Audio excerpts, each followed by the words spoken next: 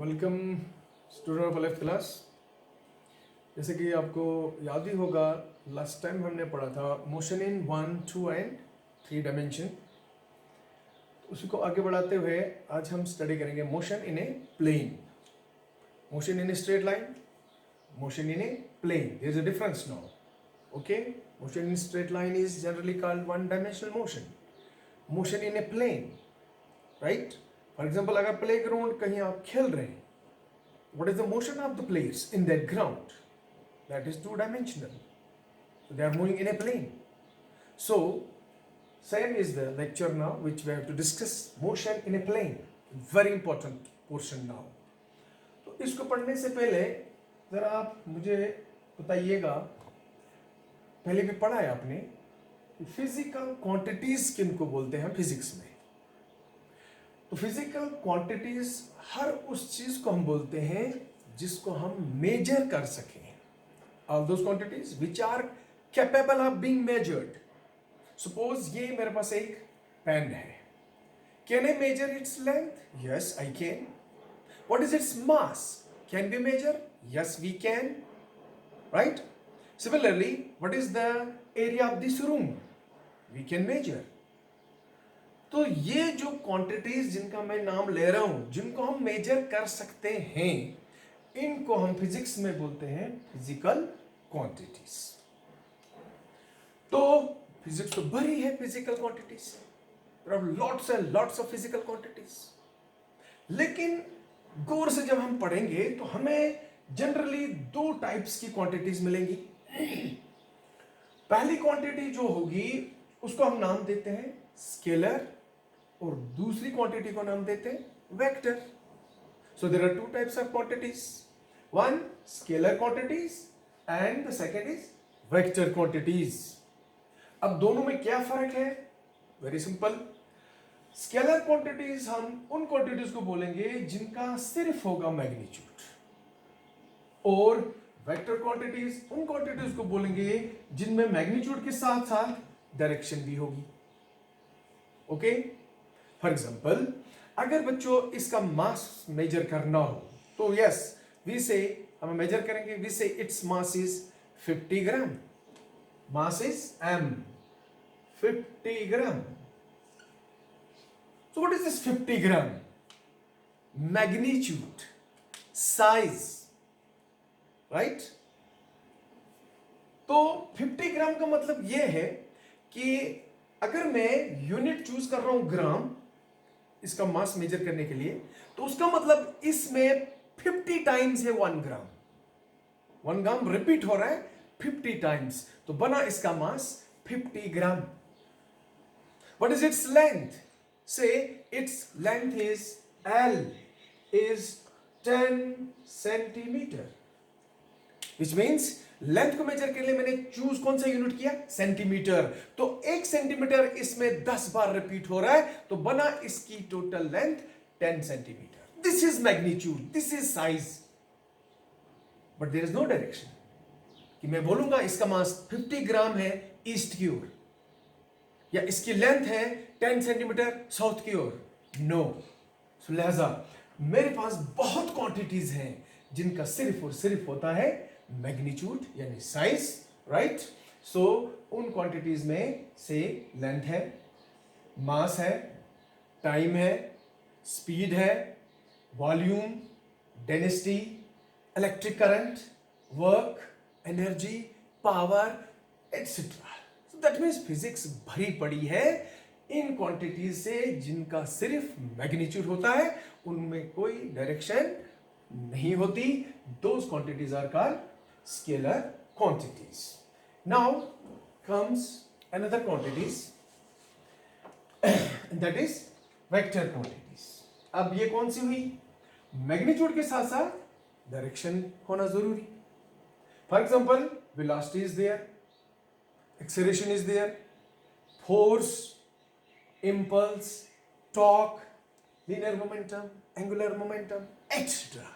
उसका मतलब ये भी बहुत सारी क्वांटिटीज हैं फिजिक्स में जिनका मैग्नीट्यूड भी है और डायरेक्शन भी है। सो क्लियर हो गया कि फिजिक्स भरी पड़ी है इन दोनों टाइप की क्वांटिटी से, स्केलर भी और वेक्टर भी। तो इन सभी को हम नाम क्या बोलते हैं? Physical quantities. तो हमें जरा ज्यादा स्ट्रेस इस पे देना है, हमने इन्हीं क्वांटिटीज को पढ़ना होगा, वेक्टर क्वांटिटीज को।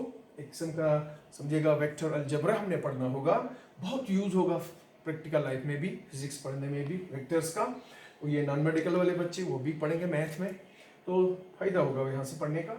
तो थोड़ा सा मैं इधर फिर आपको क्लियर करता हूँ स्केलर क्वांटिटीज। बच्चों जब भी स्केलर क्वांटिटीज को हम ऐड कर रहे हैं, सब्ट्रैक्ट करें, मल्टीप्लाई करें, तो हम सिंपल अलजेब्रा से हम सॉल्व करते हैं। फॉर एग्जांपल मेरे पास से एक बैग है, उसमें राइस है, दिस इज ए बॉक्स और बैग व्हाटसएवर, इसमें 10 kg राइस है। दूसरे बॉक्स में 20 kg राइस है। दैट मीन्स इसमें भी मास, इसमें भी दिया है मास। बोलिए टोटल कितना होगा? You will tell me sir total is 30 kg। So आपने दो मासेस को ऐड किया by using simple mathematics, simple algebra जिसको बोलते हैं। तो इस तरीके से अगर सब्ट्रैक्ट करना हो, भाई एक बैग में है 20 kg राइस, हमने 10 kg इसमें से खा लिया, क्या बचा? हम बोलेंगे बचा मेरे पास टोटल 10 kg। तो क्या किया मैंने? इन दो मासेस को, मैंने यहाँ मासेस ही था तो सब्ट्रैक्ट कर दिया। सो इसके लिए मल्टीप्लाई कर सकते हो, डिवाइड कर सकते हो। तो कहने का मतलब है कि कोई भी फिजिकल क्वांटिटी जो स्केलर होती है, उनको जब भी मैथमेटिकल ऑपरेट करना हो, मैथमेटिकल ऑपरेशन उनका करना हो, तो उसके लिए हमें यूज करना पड़ता है सिंपल अलजेब्रा। लेकिन जब वेक्टर क्वांटिटीज की बारी आए, इन क्वांटिटीज को ऐड करना हो, सब्ट्रैक्ट करना हो, मैथमेटिकल ऑपरेशन करना हो, तो आप सिंपल अलजेब्रा यूज नहीं कर सकते। उसके लिए एक स्पेशल अलजेब्रा डिजाइन किया गया है, and that is called vector algebra. तो ये आपको सिखाऊंगा मैं, बहुत आसान, बहुत इंटरेस्टिंग, मजेदार। तो चलिए शुरू करते हैं। वेक्टर अलजेब्रा जो यूज होगा फॉर कैलकुलेटिंग या for doing mathematical operation on vector quantities. तो उससे पहले फिर एक चीज मैं यहाँ बताऊं, जो भी स्केलर क्वांटिटीज होती हैं, इनको हम डिनोट करते हैं simple alphabets A to Z, कोई भी अल्फाबेट लेके डिनोट कर सकते हैं। से सपोज डिस्टेंस लेना है तो आई यूज S, मास लेना है आई यूज M, राइट। इसका टाइम लेना है आई यूज T। तो इसी तरीके से स्पीड लेनी हो तो वी राइट V। तो these are some right alphabets A to Z, कोई भी यूज कर सकते हो डिनोटिंग दिस स्केलर क्वांटिटीज। लेकिन जब वेक्टर क्वांटिटीज की बारी आए तो यहां भी हम यूज करते हैं अल्फाबेट्स A to Z, लेकिन एक फर्क जरूर होगा। सपोज मैंने वेलोसिटी लिखना होगा तो मैं V लिखूंगा, लेकिन इसके ऊपर एरो लगाऊंगा, राइट। एक्सेलरेशन लिखूंगा A लिखूंगा, लेकिन सर के ऊपर, हेड के ऊपर एरो लगाऊंगा। फोर्स लिखूंगा F, तो लेकिन हेड के ऊपर F लगाऊंगा, F के ऊपर एरो लगाऊंगा। तो पहचान दूर से ही आप कर सकते हो कि जिस अल्फाबेट के ऊपर क्या हो, एरो हो, हेड, एरो हेड, यहाँ ऊपर एरो लगाया जाए, उस क्वांटिटी को बोलते हैं वेक्टर। और जो सिंपली हो विदाउट एरो हेड हो तो दैट इज कॉल्ड स्केलर। तो एक चीज ये हो गया, यहाँ स्केलर अलजेब्रा यूज होगा और यहाँ वेक्टर अलजेब्रा यूज होगा। तो इस तरीके से अब इन वेक्टर क्वांटिटीज को आगे बढ़ाते हैं। एक चीज अब और से गौर करिएगा जरा, यहाँ एक चीज बड़ी अच्छी चीज समझाऊंगा मैं आपको। देखिए बच्चों, अब ये जैसे अब मैं आपको सिंपल एग्जांपल देता हूं, what is difference between distance and displacement. Distance and displacement, अक्सर बच्चों को कंफ्यूजन होता है, क्या ये दोनों सेम क्वांटिटीज हैं या डिफरेंट है, राइट। तो अक्सर बच्चे इन दोनों को बोलते हैं दे आर सेम। क्यों? क्योंकि डिस्टेंस का यूनिट भी मीटर है, इसका यूनिट भी मीटर है, तो समझते हैं दोनों सेम है, लेकिन नहीं, there is a great difference between them. This is scalar quantity, this is vector quantity. So for example के तौर पे हम ऐसे देखिए, एग्जांपल से क्लियर करता हूं मैं।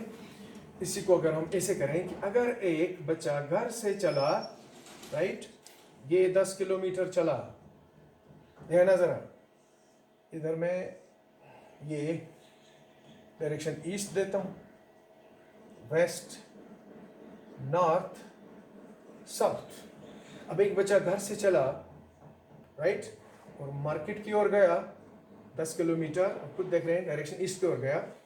फिर वो यहाँ से उसने सोचा ज़रा दोस्त के घर जाता हूँ जो नॉर्थ की ओर रहता था, तो फ्रेंड के पास चला गया ये, राइट, और यहाँ से फिर उसको 5 किलोमीटर जाना पड़ा।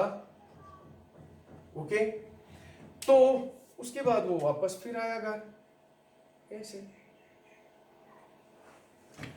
अब जरा बोलिए मुझे, यहां इस एग्जांपल में एक बच्चा घर से निकला, गया मार्केट, मार्केट से गया दोस्त के घर, दोस्त से फिर घर आया। इस केस में डिस्टेंस कितना है? बच्चे का डिस्टेंस जो उसने कवर किया वो डिस्प्लेसमेंट क्या है? तो इस केस में आप खुद देख लीजिए कि आप यहां से यहां, यहां से यहां और यहां से यहां तीनों डिस्टेंसेस को मापेंगे। तो सपोज ये जो डिस्टेंस है ये 15 मीटर मान लीजिए, सॉरी किलोमीटर होगा नहीं, लेकिन बाई थी मैं कह रहा हूं से 20। तो अब घर से गया मार्केट 10 किलोमीटर सी डायरेक्शन ईस्ट, फिर चला गया नॉर्थ की ओर गया 5 किलोमीटर, फिर आया वापस घर। अब अगर डिस्टेंस देखना है तो हमने डायरेक्शन नहीं देखनी, हमने सिर्फ टोटल लेंथ मापनी होगी। House to market 10, market to friend's house 5, कितना हो गया 15, फिर फ्रेंड के घर से फिर घर आया 20। तो टोटल जो लेंथ है अगर हम मापे 10 प्लस 5 प्लस 20, ये हो गया 35 kilometre. This is distance, this will be called distance. लिहाजा याद रखिएगा टोटल लेंथ जो कवर उसने की, डायरेक्शन हालांकि उसने बदली, पहले गया ईस्ट फिर गया नॉर्थ, फिर देखो फिर उसने डायरेक्शन बदल के पहुंच गया घर। तो लिहाजा उसने डायरेक्शन भी चेंज की, लेकिन हमने डायरेक्शन काउंट नहीं की, सिर्फ लेंथ मापी हमने। और इस लेंथ, टोटल लेंथ को हम क्या बोलेंगे कि बच्चे ने कितना डिस्टेंस कवर किया। अब अगर हम डिस्प्लेसमेंट की इस बात करते हैं, जरा देखिएगा जरा। डिस्प्लेसमेंट होता है difference between initial and final position. See what was the initial position? Right here, जहां था वहीं वापस आया, घर में था घर पहुंचा फिर। सो क्या बोलोगे, what is difference between initial and final? जहां था वहीं पहुंचा, difference is 0, difference is 0। So what is displacement of the body then? Displacement होगी फिर 0। सो कितना फर्क है डिस्टेंस और डिस्प्लेसमेंट में। एक और एग्जांपल, एक बच्चा ग्राउंड में खेल रहा है, प्ले ग्राउंड में, उसने एक बॉल फेंका ऊपर की ओर, ये से 20 मीटर फेंका, ऊपर गया बॉल, राइट, फिर ये बॉल फिर नीचे आता है, फिर जमीन तक आ जाता है। सो कितना आएगा फिर नीचे 20 मीटर।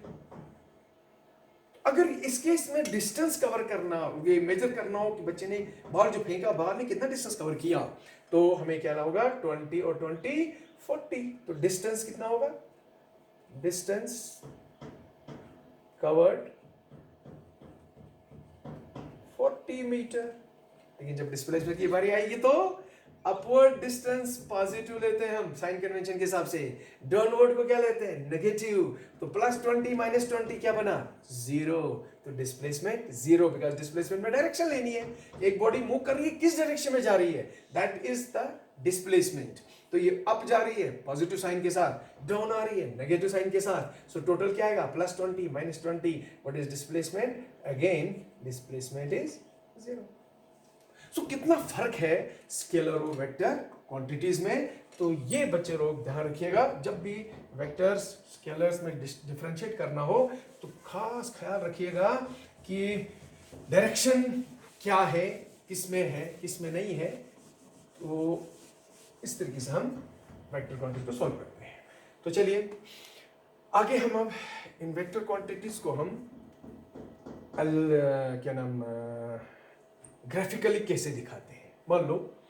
मान लो एक डिस्प्लेसमेंट है, एक बच्चे की डिस्प्लेसमेंट है 50 मीटर ईस्ट, एक डिस्प्लेसमेंट है 50 मीटर ईस्ट। अब ये डेफिनेटली वेक्टर क्वांटिटी है। ग्राफिकली इसको हम कैसे दिखाएंगे ये सीखिएगा। बच्चों लोग आपको पता होना चाहिए कि जब किसी मकान का, किसी बिल्डिंग का जो नक्शा होता है वो इंजीनियर लोग बनाते हैं, आर्किटेक्ट बनाता है। सो अगर आपने देखा होगा वो यूज करता है ग्राफ पेपर, राइट? तो उस छोटे से ग्राफ पेपर वो पूरी बिल्डिंग का नक्शा बनाता है। वो करता क्या है, जैसे ग्राफ पेपर में आपने देखा होगा उसमें बक्सेस होते हैं लाइक दिस, सेंटीमीटर के हिसाब से, इंचेस के हिसाब से ऐसे बक्स होते हैं ये। तो उस पेपर पे वो पूरी बिल्डिंग का नक्शा बनाता है। वो क्या करता है, मान लो ये 1 सेंटीमीटर है, दिस इज 1 सेंटीमीटर, तो ये 1 सेंटीमीटर स्क्वायर हो गया एक बक्स। तो वो क्या करता है, सपोज उसने अब एक कमरे का डायमेंशन लिखना है। एक कमरा है वो है 20 मीटर और 10 मीटर, ये कमरा है, एक कमरा दिखाना है उसने। वो क्या करेगा, वो जो ये जो ग्राफ पेपर है, वो जो ये इसमें एक बक्स जैसा है 1 सेंटीमीटर का है, राइट? वो क्या करेगा, वो लिखेगा वो सपोज करेगा कि क्या नाम जी, 100 सेंटीमीटर इज, वो तो होता ही है 100 सेंटीमीटर कितना, 1 मीटर। लेकिन थोड़ा सा देखिए फिर से,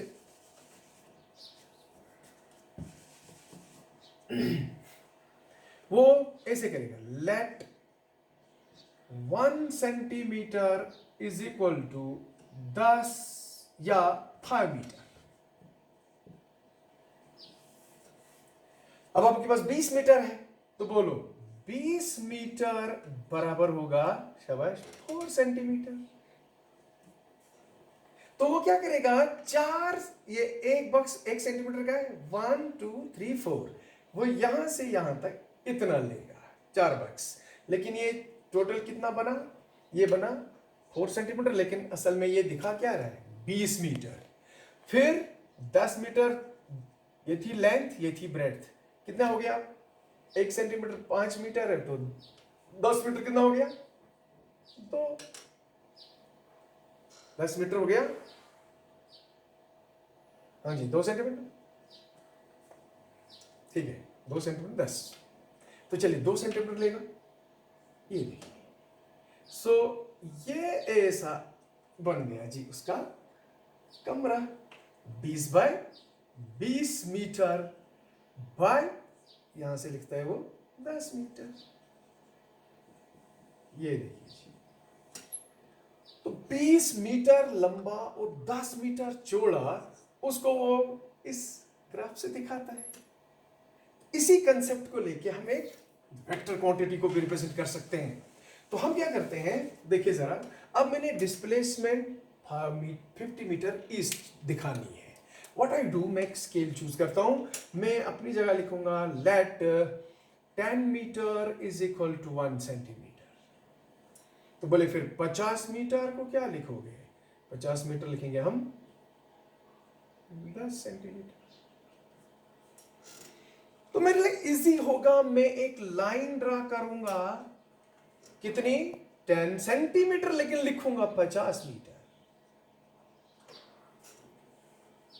ठीक? इजिली काफी भी बना सकते हैं 10 सेंटीमीटर लाइन, लेकिन ये 10 सेंटीमीटर लाइन रिप्रेजेंट किसको करेगी, 50 मीटर मैग्नीट्यूड, और फिर 50 मीटर ईस्ट। अब आपको पता है ये डायरेक्शन है, आप दिखा रहे हो, this is your east, say this is west, north and south. तो ये डिस्प्लेसमेंट 50 मीटर आपकी ईस्ट की ओर है, तो जिधर जा रहे हो आप उधर एक एरो लगा दो।